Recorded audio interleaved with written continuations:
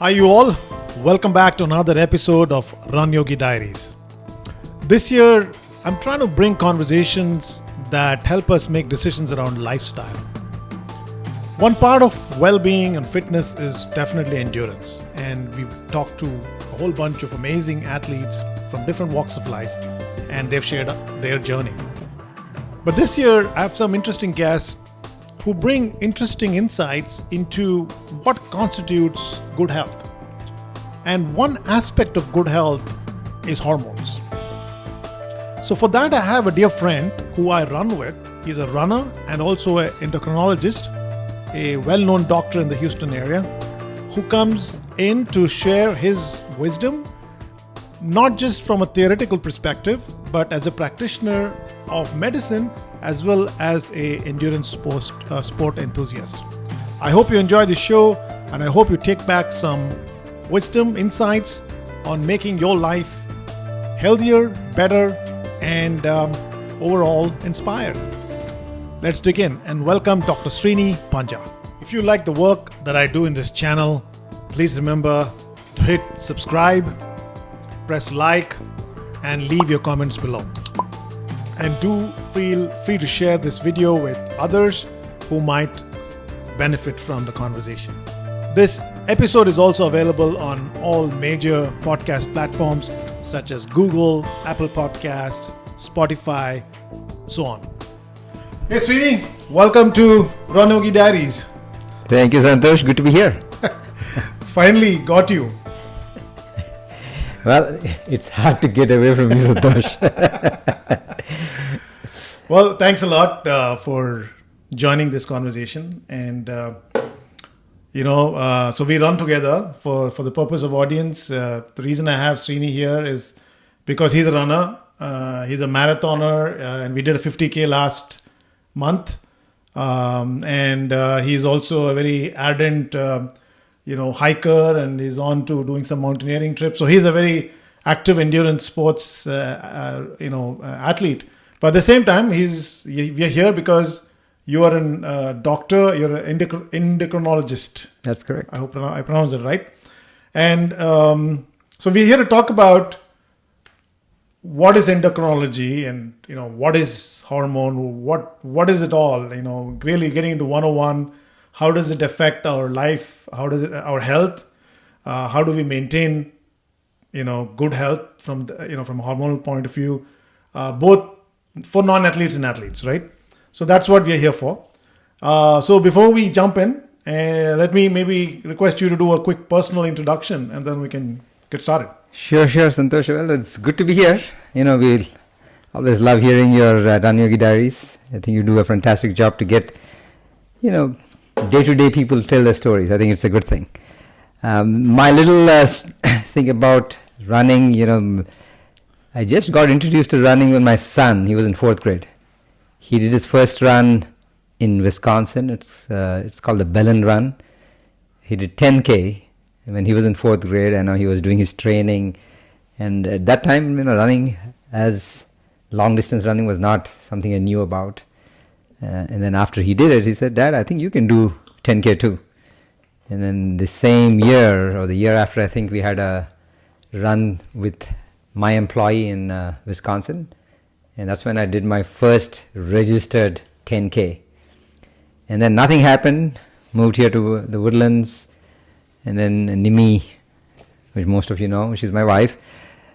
She sent a text saying, "Hey, do you want to do a half marathon?" And I just said, yes. Little did I know that you got to run for about 2.5 or 3 hours. But we did it. And then we've been doing that for once a year, but not a whole lot of running in between. Most of my serious running really started thanks to you guys, with the Mystic Milers for the past 3 years, where I really been running more consistently. Running on the weekends, on the weekdays. And that's when I first did my first full marathon. So a lot of credit goes to you guys, of course, to Nimi, to be able to do what I did. But I think I keep doing it because it's nice. It's good. Yeah. And I think as we talk about, the benefits of running, I think most of the people who listen to it can understand why, beyond just running as a sport, it has so much other benefits. And as for myself, yes, I'm a practicing endocrinologist. So endocrinology is the specialty of hormones. So it's so we treat, or I treat, disorders that stem from hormones. So hormones are, in simple terms, chemical messengers.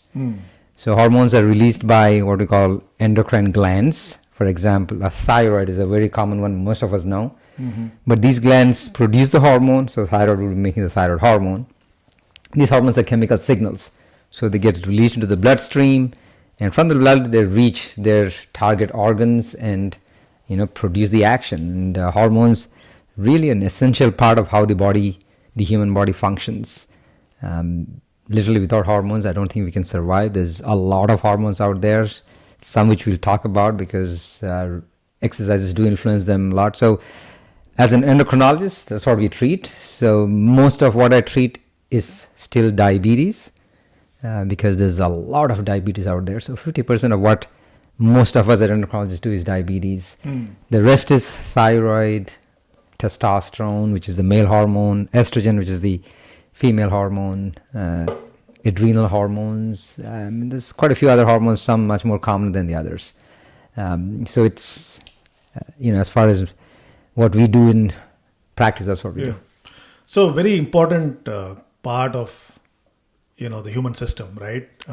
Extremely.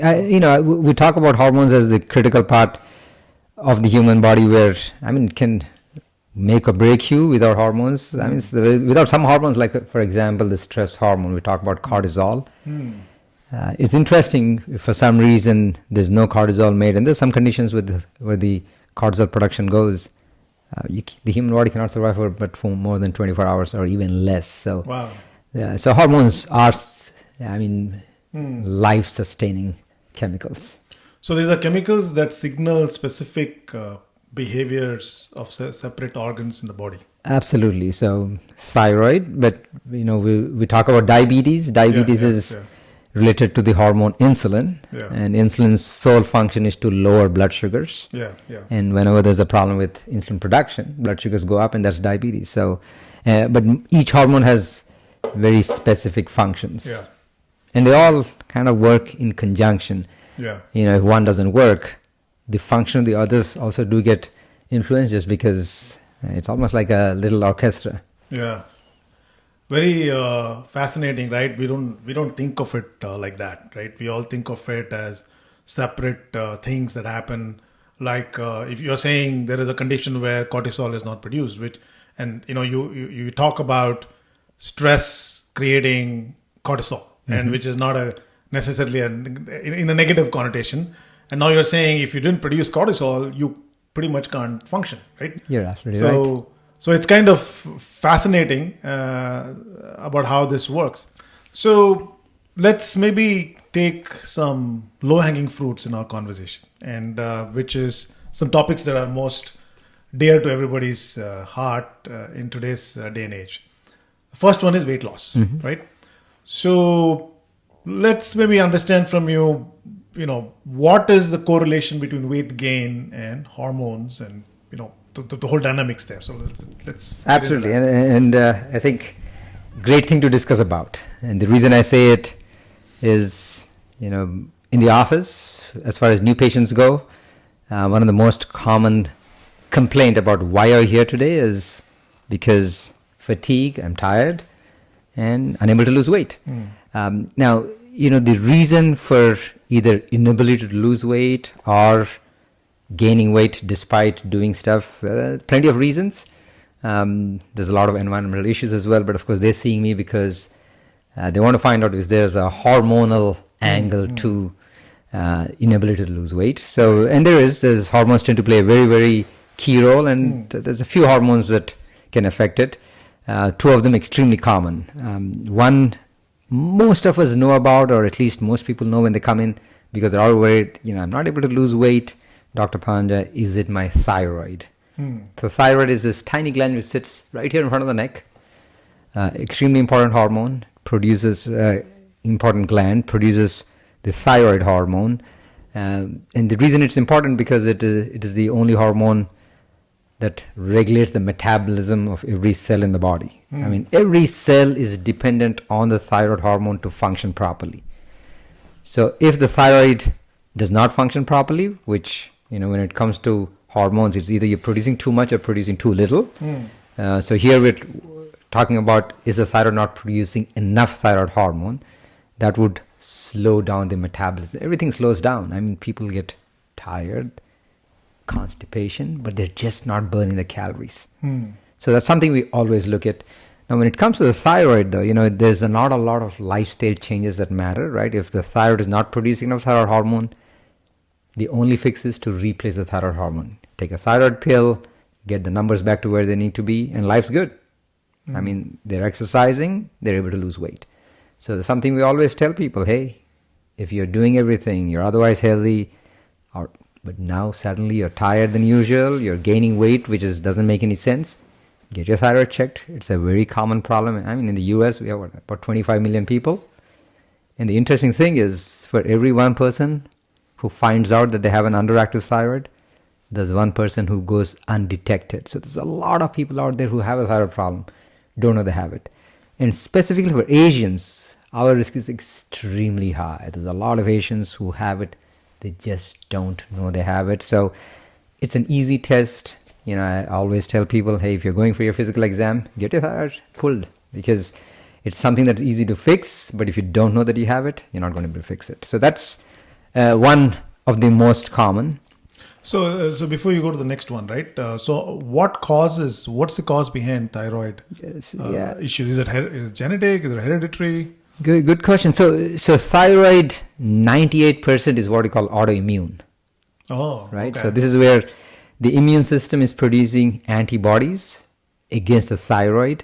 We don't know what triggers what we call the autoimmune process. I think there's a lot of interest in the autoimmune process with COVID these days, because they think COVID might upregulate the autoimmune process. But this is where, and there's a lot of autoimmune conditions beyond the thyroid, but this is where the immune system is making antibodies against the thyroid. So our immune system is typically designed to attack something that doesn't belong to us.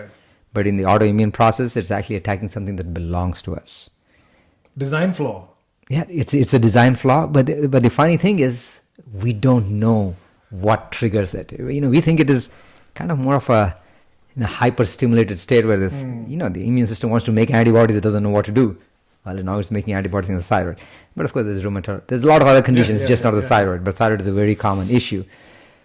But it can run very strongly in families. So if you have a family history of an underactive thyroid, the risk is higher. Women generally are more higher risk than men. But the treatment is only pills. Now that's 98%. The other half is usually because they have surgery for some other reason and the thyroid is taken out. That's how they end up with an underactive thyroid. So what are the current theories? I mean, is there any theory related to thyroid which has got to do with lifestyle or choices one makes early in life, or what a mother does during pregnancy? I don't know. Is no such theories exist today? No. So there's a lot of research into it. Absolutely nothing that stands out. I always tell my patients, you can't exercise and diet your way out of a thyroid problem. You have to take a medication. There's a lot of information on the internet. Unfortunately, most of it is false. They talk about cure your thyroid, manage your thyroid without medications. But if somebody has a true underactive thyroid, and the reason I say true is, a lot of people get diagnosed for the wrong reason, and it's important you get diagnosed the correct way. But if they have a true hypothyroid condition or underactive thyroid, then the only way to manage it is to taking a pill, and it's a very important pill. It's an easy pill to take. They got to take it for the rest of their life. It's not something that they can get off and hope the numbers get better. It doesn't mean it's better because it got fixed. It's better because they're taking something. So I guess to kind of park this on thyroid, if the symptoms to watch out for is fatigue, sluggishness, you could be gaining weight, and if you don't take action or get this treated, what's the worst case scenario? What happens if you just continue living? I mean, a lot of people say, okay, I just watch TV, I just eat popcorn. I don't care if I feel like this. What happens? Yeah, so one thing about the thyroid is there's a slow deterioration in the amount of thyroid hormone the body makes. So the symptoms get slowly worse. Yes, there's times where it can be severe enough where they end up in the hospital with what we call as mixed edema coma, where they end up in a coma. They can end up with heart problems because thyroid is important in terms of controlling cholesterol levels. So they can get really sick. Big mess. Really sick. So, the issue is like you said, the symptoms, right? Tiredness, weight gain. I mean, life itself can make us tired. Yeah. What we do can make us. So I think the symptoms are fairly non-specific, and that's what I tell people. Hey, and I think if your thyroid is normal, at least you can tell it's not your thyroid, and then you can move on to try to figure out what else it is. But it's one component to the whole puzzle. So and that's where weight gain. It's not as simple as some of us try to make it think. It's very complex, and people who struggle with weight gain despite doing everything else will understand it more than other people where they don't have a weight problem. So I don't think we can take weight gain very lightly. It's just not as simple as calories in and calories out. It is an important part of it, but not the only thing. Got it. Cool. So that's thyroid. Let's move to the next one that you were. Yeah. So the next one is, I feel, as a physician and as a group of endocrinologists, more common than the thyroid, but less known to the public. So that's what we call as insulin resistance. It has different names: insulin resistance, metabolic syndrome, syndrome X, PCOS. There's different names to it, but the interesting concept to this is, insulin is a hormone. It's very important. We cannot survive without it, right? It controls our blood sugars. If we don't make any, diabetes happens. But with insulin resistance, the cells are resistant to the insulin, right? So when we eat food, our blood sugars go up. To make sure the blood sugars don't go up beyond where they should be, your pancreas produces insulin. So let's go back to why does blood sugar go up? Let's for the benefit of everybody. Yeah, so I mean, we eat food. Yeah. So food is absorbed. So carbohydrates or anything sugary, they get absorbed in the bloodstream, and we need glucose to function because glucose is fuel to the body. Right. Now, so that glucose that we get into your blood cells needs to go straight into the cells so that the cells can use it. To make the glucose get into the cells, you need the insulin. Right. So the trigger for the pancreas to produce insulin is the glucose being absorbed from the gut or the intestines. So anytime the sugars go up beyond 100 for fasting state or beyond 140 for non-fasting state, the pancreas will produce the insulin, make sure the sugars go back down. But you need the insulin to push the glucose into the cells where the glucose belongs. Okay. So for example, if you look at people with diabetes, right, they don't make enough insulin, so the sugar stays out in the blood cells. That's why you do a glucose test. The sugars are high, so the sugar's in the wrong place. But we need insulin to put the glucose into the cells. Got it. Now, we're not talking about diabetes here. We're talking about the insulin resistance. This is where the cells are resistant to the insulin. So you are producing enough insulin. You're producing insulin, but this is the thing though, because the cells are resistant, the pancreas actually has to produce more insulin. Okay. Right? So to put it simply, like, if you can't open the door with the key, you got to break it down with force. And that's what happens with insulin resistance. The amount of insulin is almost 10 to 20 times than what it's supposed to be, but the body does it because it wants to prevent diabetes. Okay. But the problem is, insulin is a good hormone, but too much of insulin is not good.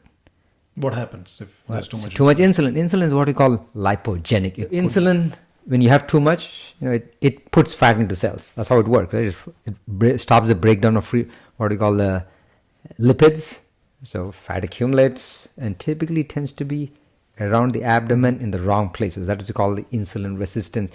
Now the problem with insulin resistance is it's very, very widespread, but there's not an easy test you can do for it, right? So for the thyroid, it's simple. Do a blood test, you can see what the thyroid levels are. But with insulin resistance, right, you measure the glucose. These glucose levels are very good because there's already a lot of insulin, so sugars are going to be good. If anything, sometimes blood sugars are too low. And you can test insulin, but it's not a very, very easy test. So a lot of the times we do the test, but it tends to be a more clinical diagnosis.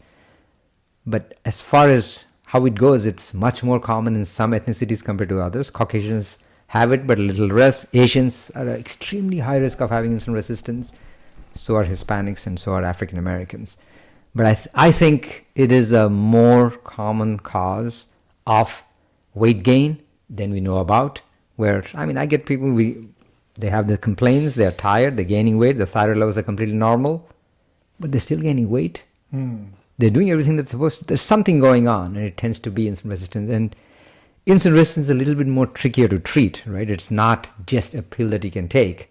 Okay. There's a lot of lifestyle changes that involve. But I think the awareness is increasing, and I'm really glad we brought this up because, I mean, I really want our listeners to always, if it's not them, there's something else, somebody else struggling, talk to the doctor. Ask them, hey, is there any chance I might have insulin resistance? Can you do me some tests for it? Or maybe even see a specialist for it. But I think it is an extremely common problem, not just weight gain, right? Beyond weight gain, there's a lot of issues that happens with insulin resistance, from increasing risk for heart disease, increasing risk for diabetes down the line, inflammation of the endothelial cells. But for women, a lot of hormone problems, younger women, irregular cycles, infertility, hair loss. So there's a lot of things that really factor from the insulin resistance, where, I mean, unless you fix the core problem, none of those get better. I don't think anybody talks about this in the mainstream. You're only talking about diabetes, or people do talk about thyroid, but at least I have not come across. Not that much these days. There's a lot of information and hype about this thing called Go Low. It's about a weight loss process, but the concept is lower your insulin resistance.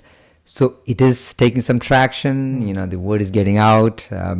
We, as endocrinologist and me in my office, we look for insulin resistance aggressively. We treat it aggressively with extremely good results. But I think, we always thought thyroid was the most common issue. But, as I see it, I think insulin resistance is probably even more common. It's just that it's a tough thing to identify. Yeah. So again, insulin resistance, what causes it? I mean, what can again, is it lifestyle related? Is it diet related? Nice. How do you get there? Nice $1 million question. So we don't know. If we crack it, we can patent it, you mean? So, I keep telling my, I have a physician assistant, and I get some students coming, residents coming, and I keep telling them, hey, you know what? Try to figure out, number one, a nice test to identify and diagnose insulin resistance, and a nice treatment option. We can all retire at the same time. So I think, to your question, we don't know what comes first, the chicken or the egg. We do know insulin resistance can cause weight gain. We also know weight gain can lead to insulin resistance. Wow. But yes, ethnicity does play a big role. Some ethnic groups are much higher risk. Like I said before, Asians, African Americans, Hispanics, much higher risk. Family history of diabetes significantly increases risk. And I'll tell you, living in the 21st century is probably the highest risk you can have. The sedentary lifestyles we tend to have, the fast foods we tend to eat.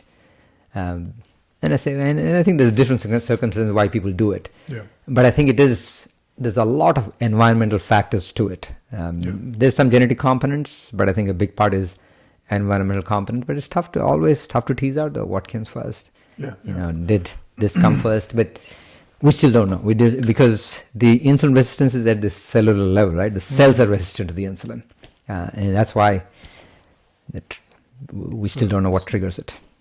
I've read some articles, and I don't recall which one, but there was an article that talked about some of the ethnic groups, right, who were fine, living in their ethnic environments. I think this was an African tribe. And when they were relocated to a modern, contemporary city lifestyle where the food was different, completely healthy adults started having, issues like, I don't know whether that was insulin resistance, but related to pre-diabetic and, high sugar levels and all that. So talking about ethnicities, maybe there is a correlation between traditional foods that our ancestors have been eating, and all of a sudden you come here and you're eating burgers and pizzas. Your body is not designed for it. Absolutely. There's plenty of studies with just Asians. The migration to the West, Yeah. really amplifies the risk of diabetes goes up. The biggest thing is the risk of heart disease significantly goes up when we migrate to the West. I think part of it is, you're right, the lifestyle is, the foods we eat are so much more different. No doubt about it. But of course now, it's an open world. So I think migration to the West is no longer there. West has moved. Moved there. Depends on west of what you are. You're west of whom? But yes, it is. It's true that migration plays a role, and once you put that ethnic group to a different environment, they don't react the same way. Okay, great. No, that is very insightful. So you're someone who is struggling with weight, no matter what you're doing, you're eating right. You think you're eating right, at least. You are active lifestyle, and you're still not where you want to be. I think they call an endocrinologist. Mm-hmm. And what you're saying is, just to kind of summarize this conversation, you have the tools to check whether this is insulin resistance, and then there are ways to mix of lifestyle and medicine that can put you back on track, right? Yes. Yeah, so I think it's like any problems, and I think you do it in your field as well, as trying to figure out the problem makes it easier to fix the problem, right? If you know what it is, it's easier to treat it. It's easier to manage it. It's tough, and it's probably not safe to kind of throw a dart in the dark and hope it works. And I think if you think of weight gain, probably one of the most frustrating part of a lot of people's life. There's people who have made billions of dollars in the name of weight, and there's hundreds of diets out there. The very fact that there's not one diet that works for everybody is just because each one of us are different, and each one of us might be facing different issues as far as why it doesn't happen. So I think, and that's why, it could be that there's a diet that works for 90% of the people, but it still means there's 10% where it doesn't work. Yeah. So I think as individuals who are having the problems, I don't think they should be frustrated that somebody else is doing a good job and it's not working. I think they should do their part.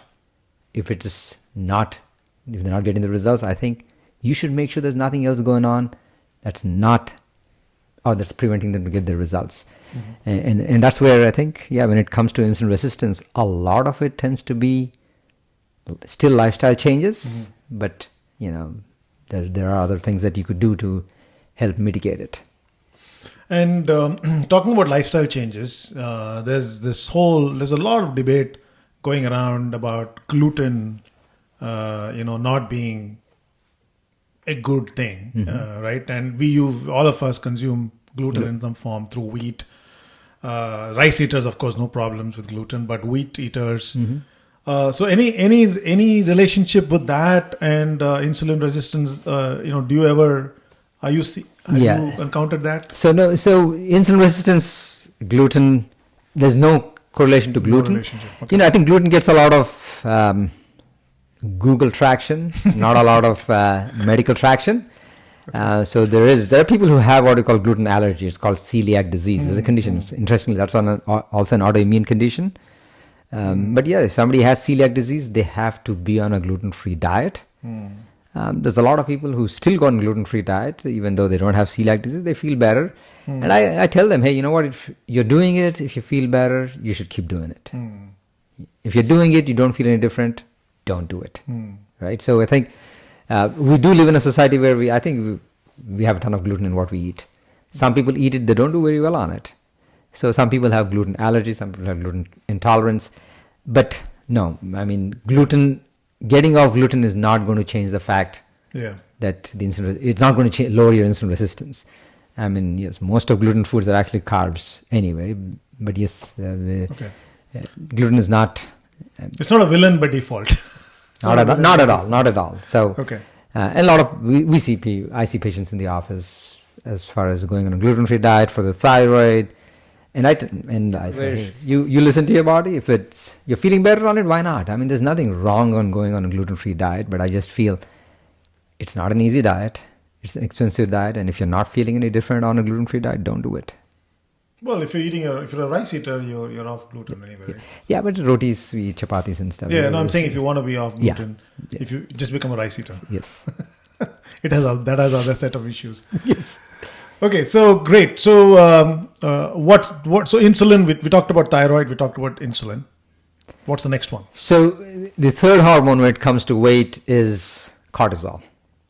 Right? So again, when I talk about problems with hormones, it's about either making too much or too little. I mean, so cortisol is, like we discussed before, is the stress hormone. We're under stress, the levels go up only because that's what helps us cope through stress. We have an infection, cortisol goes up. That's what helps us fight the infection. So extremely important hormone. I mean, we just cannot survive without it, but levels go up in a lot of different situations, not because it's an abnormal thing, but it's because how your adrenal responds to the stress. When we talk about excess cortisol, we're talking about a problem where the adrenal is producing too much cortisol over and beyond what you would expect for a stress response. Now, fortunately, it's an extremely uncommon condition, right? So I say number one, thyroid, close or equal one, insulin. A distant third is cortisol. So it's something we test quite often. Fortunately, comes back negative very often because the treatments are not a pill, not lifestyle changes, fairly complicated surgeries on the adrenal or the pituitary. Oh, wow. Okay. So we don't, I think in general purpose it's something fine to be aware of, but as a problem it's extremely, extremely uncommon. But really, when it comes to hormones, those are the three critical hormones which control your metabolism directly. So other hormones can cause weight gain very indirectly, but literally these are the three main things. We talk about estrogen in women, but again, they don't directly control metabolism.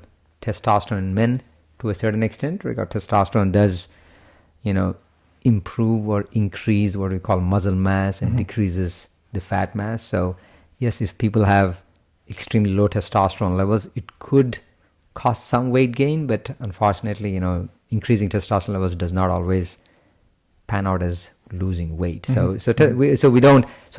really beyond those three hormones, the other ones are what we call, it's almost like a collateral issue as far as weight gain is concerned, not a direct impact on metabolism. So on cortisol, right? You hear every day now to manage stress. Stress being the biggest contributor for heart diseases, high inflammation, and I'm assuming that has a direct correlation with more production of cortisol. And what one gets to hear is that it goes back to your nervous systems and how they operate, right? At a biological level, we are designed to basically survive.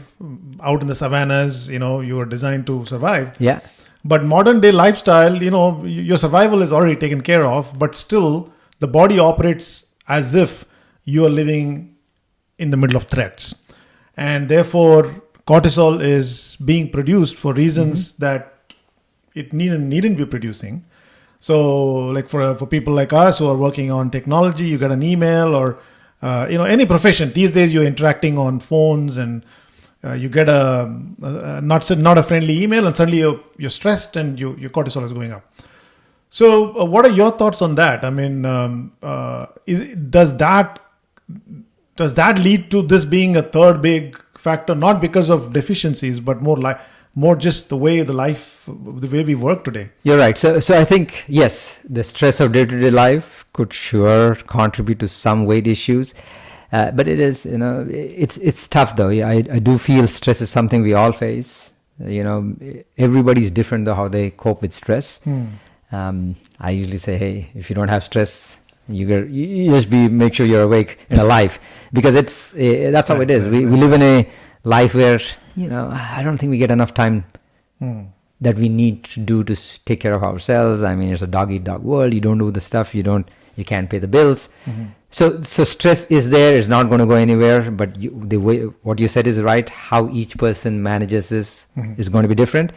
But yes, long-term unmanaged stress, hypertension, diabetes, weight gain, not because there's too much cortisol because of a problem with the adrenal, but this because in a hyper stress state. And there are some people who just cannot cope with stress very well. I mean, there you can go and take the adrenal gland out. It's not a problem with the adrenals. So how you cope with stress? Yeah, those strategies are very different. I mean, there's a lot of them.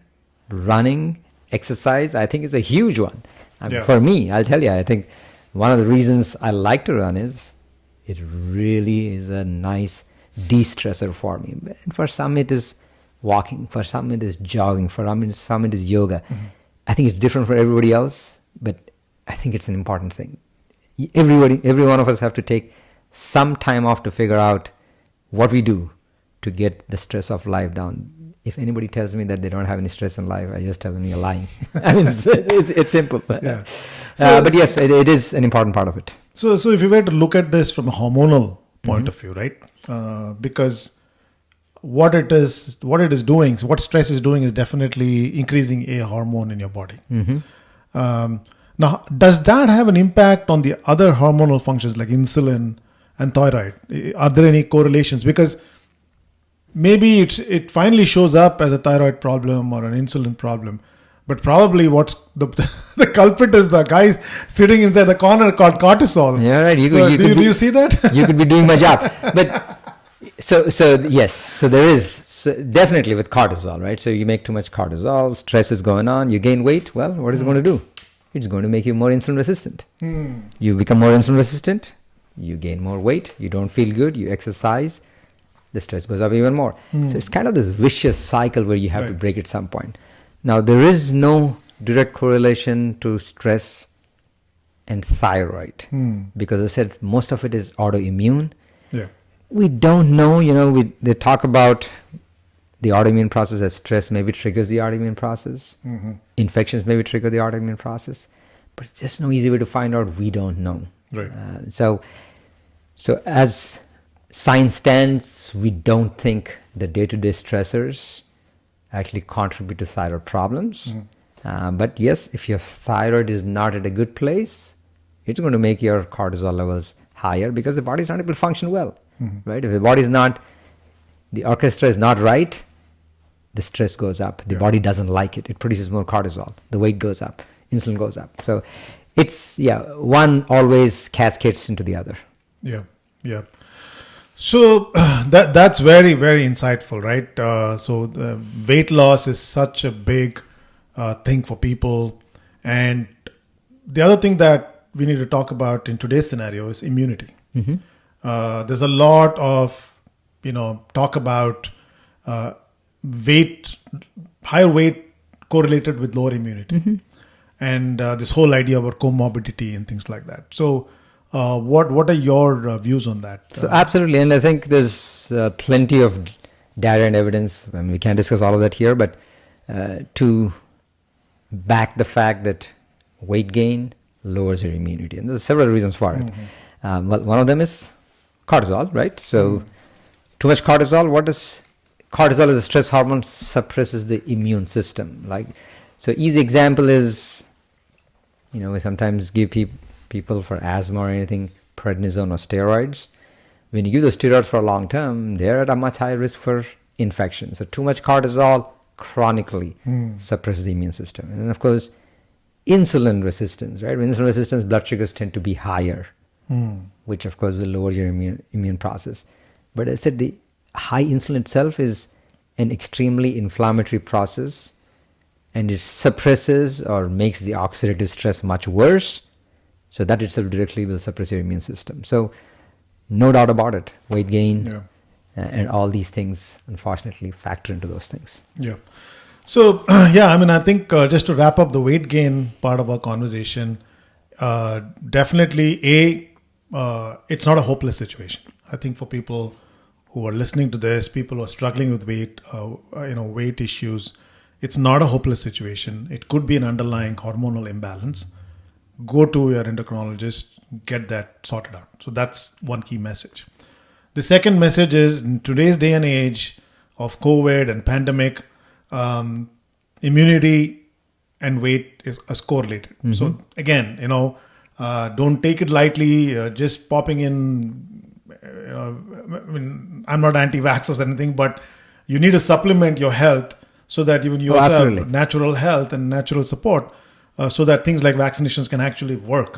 And so again, take this seriously. If you're having issues and weight gains, go to a doctor, right? Just don't go to those TV shows and the fat diets. That's not the way out. Absolutely no. So that's where I think, and it's very important to remember, weight is not just diet and exercise. Diet and exercise is extremely important, but it's just not that. So no matter what, if diet and exercise is not where it needs to be, weight loss is not going to happen at all. But there's a lot more than that. That means if you're doing your part, don't give up. If it's not working, try to make sure there's nothing else going on. You could feel extremely healthy and maybe you don't have any problems that you know of, but there are these hidden things which are very simple. They're not serious at all, and a simple blood test can figure it out. But I think if it doesn't work, don't go to some other diet. Don't go to some other diet. I mean, most diets that work because they are extremely low in carbs. They have fancy names, but really the bottom line is, so if you're eating less carbs, doing your exercise, it's not happening. You got to think beyond the box there. Makes sense. So we talked about weight loss. Now moving to performance and general health. So people who lead a active lifestyle, recreational athletes, triathletes, marathoners, what they're looking for is an edge. And again, there are a lot of fads and Google doctors out there. So what is your advice to people to just generally maintain overall hormonal health? Good. So very good. So a good, as I said, I feel insulin resistance is a big problem for all of us. Some more severe, some less severe. And the best thing you can do there is to lower the insulin resistance, right? So for that, you got to do two things. Number one, don't give your pancreas too much stimulus. Stimulus is carbohydrates. So certainly, simple things, avoid simple sugars, things like sodas, juices, chips, cookies, our desi snacks. I mean, they are tiny, but they are packed with carbohydrates, and carbohydrates are going to increase glucose. So try to avoid stimulus to your pancreas. You can't starve. Eat healthy, less carbs, more protein. Don't miss meals. So that lowers the stimulus to the pancreas. And then you got to make your cells more resistant to the insulin. And that's the exercise part of it. I think there is no doubt about it. I mean, I run because I like it. Of course, running is probably one of the best exercises you can do to lower your insulin resistance. But any exercise helps, but you got to be a little bit more rigorous exercise. I mean, we recommend generally about 150 minutes a week of, moderate exercise, or 75 minutes a week of strenuous exercise for health maintenance. So that is the bare minimum. And what you tend to see is this is the American Heart Association's recommendations, and we, the Endocrine Society, also recommend the same. I mean, just doing that along with the diet, right? You just can't try to exercise your way out of eating bad. It never happens. So you can lower your cardiovascular risk by 65 to 70%. I mean, that is mind-blowing. Most of us don't know. But I think we come back tired. We'll think, okay, I'll do my exercise tomorrow. Tomorrow never comes. But just try to get the 30 minutes a day, 5 days a week. You walk, brisk walk, jog, something. Really is going to keep you, you're probably going to live 5 or 10 years more if you compare to not doing it. So that's a big component of, what lifestyle changes can help in terms of insulin resistance and overall health. But And was it part of the question you asked, or in terms of the performance? Yeah. No, I think that makes a lot of sense. So if you were to correlate to performance, right? One, there are at least there's certain sections of people who are active think that as long as they're doing a lot of running in a week, they're good and they can put whatever junk they want in their body. And according to what you're saying, that's not true. You can't get by putting bad quality fuel into a Ferrari, right? Yes. So if you are a Ferrari out there doing triathlons, marathons, you're leading an active lifestyle, then based on what you're saying, you can't afford to put a lot of carbohydrate calories necessarily. Absolutely. So yes, you can't exercise your way out of bad food, Right. and don't think that if you ran 8 miles today, you can Go home and 2 biryanis. go home and ding. So that's not. It doesn't even negate any of the exercise you did. But I think important thing to remember. We always think, well, I ran a lot, so I could eat what I want. Yeah. Unfortunately, it doesn't work that way. So and when it comes to there's a lot of studies. I mean, I was going through, especially when I was getting into more running, I was kind of looking at, there's a ton of data on long distance running. There's some controversial stuff, some not, but across the board, I think moderate to somewhat strenuous exercise is fine. It's good. It lowers your blood pressure, lowers your blood sugars, lowers your cholesterol, and overall lowers your cardiovascular mortality. That is, people dying from heart disease and strokes. We don't know if it helps with other stuff. Could be there's some data to say maybe there's lower risk reduction as far as cancers. We don't know that yet. Maybe risk for Alzheimer's, because generally everything is getting better. So there's some controversy about the real excess training. People who do these ultra marathons, long distance runners, day in and day out. There was a recent study about maybe increased cardiovascular risk for a small percentage of people. It's a very small study, so I don't want people to correlate that completely. But it did show that heart gets a little bit more thicker, a little bit more arrhythmias. So I think for those people, you got to just make sure you get a good checkup, make sure your heart and everything is doing good. But generally, I think across the board, exercise is just good. Yeah. I think always listen to your body. I mean, no matter what, if your body's trying to tell you something, take a step back, get it checked out before you get back on it. And then, one thing which I always talk about as a physician is, we talk about this assuming nobody's taking anything else. There's a lot of people out there who already have underlying conditions. They're taking medications. And the equation changes a lot when it comes to those things. And what I talked till now cannot be taken as a blanket thing for people who are on medications, either for diabetes, heart disease, or cholesterol. Because for those, it might have to be a little bit more tailor-made, because these medications can work extremely efficiently when you start doing the exercises. So I always say, talk to your doctor before you get on to something that is more strenuous than that 30 minutes, 5 days a week issue. Yeah. And the other thing I wanted to ask was the role of liver. Is that a part of endocrinology, or is that a different? Yeah, so liver is part of endocrinology because it has a role, especially when it comes to glucose metabolism. So let's say, for example, running, right? So running takes up a lot of glucose because we're using your muscles a lot. So we eat food, blood sugars are glucose is floating in your blood vessels. The moment you start exercising, right away your body uses up whatever glucose is in your blood cells, and that's gone. Doesn't take much time for that to go. After that, the body still needs energy, and that energy comes from what we call as glycogen, which is, most of it is stored in the liver. A good amount of it is stored in the muscles as well. So the liver is probably the most concentration of glycogen is in the liver. The most amount of glycogen is in the muscles, because muscles are much more bigger. But so liver is an important part. As soon as whatever glucose is done from the blood vessels, the liver releases that glycogen, makes it into glucose, and that's the energy we need when we run. So I think, I know you talk a lot about it, about, training for marathons and preparing, yes, how you eat before, what you eat before, and when and how you eat during the exercise is an important part, because that glycogen stores get depleted soon and then hits the muscles.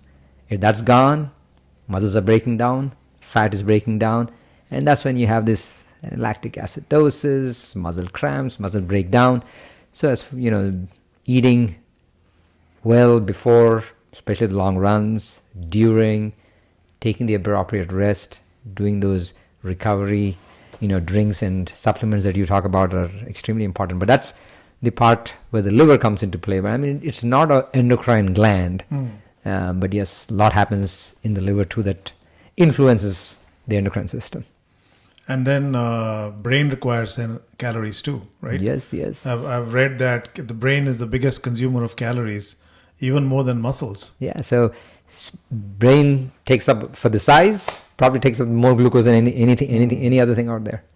So as far as liver goes, right, so I always tell people, especially when we manage diabetes, so even when we sleep, we need food. We don't eat it, the liver produces it. And so because when you're sleeping, the brain needs the glucose, the heart needs the glucose, the lungs need the glucose. So starving doesn't help. I kind of feel starvation diets are okay, but it's not sustainable, because at some point the body kind of gives up. It just feels tired because it needs glucose all the time. So a balanced diet which is healthy generally works well for a longer term. That's a great point. Actually, that's a great point. Sustainable. Because the role of liver, almost, from where you're seeing, it's almost like a savings bank account. Totally. Right? Totally. For a lot of things, yes. A lot of things, including right? glucose, yes. Yeah. So it's just saving that glucose for your other subsystems during sleep and emergencies, when you're not eating and things like that. And if that is depleted, your other subsystems are going to malfunction. Yes, and that's when everything else goes haywire. That's when everything goes haywire. So which part of medicine takes care of liver? So liver is gastroenterology. Gastroenterology. I didn't know that. Yeah, so but that's the thing though, right? Even though it's gastroenterology, it still impacts every other system too. But yes, we call it as part of the gastrointestinal system. Okay. Because it does break down a lot of the bad stuff that we eat, bile, so a lot of other functions. I mean, the liver it's very important. Takes a lot of abuse, right? People need to lose 90% of the function before it gets haywire. It takes a lot of abuse, but at the same time, it is an important organ. Yeah.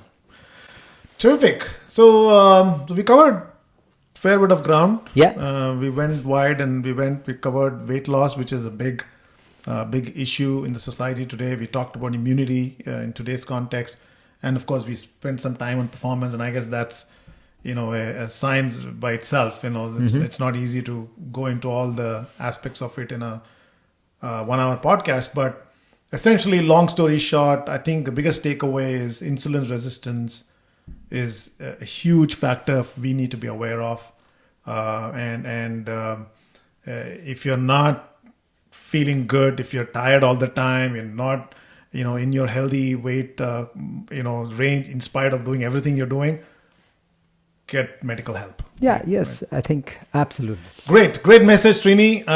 Loved this conversation. I learned a lot, and I'm sure the audience will take away something from this very powerful message. So thank you for being here. No, thank you, Santosh. It was a pleasure. And continue running, continue pushing your own limits in the journey of running and mountaineering. No, absolutely, yes. And thank you. Well, with your encouragement, I'll probably do more. But yes, if I'm here as far as running and things goes, it's you and the Mystic Milers. So shout out for the Mystic Milers. Right. Thanks. All right. Hey, Bye. Thank you. Bye.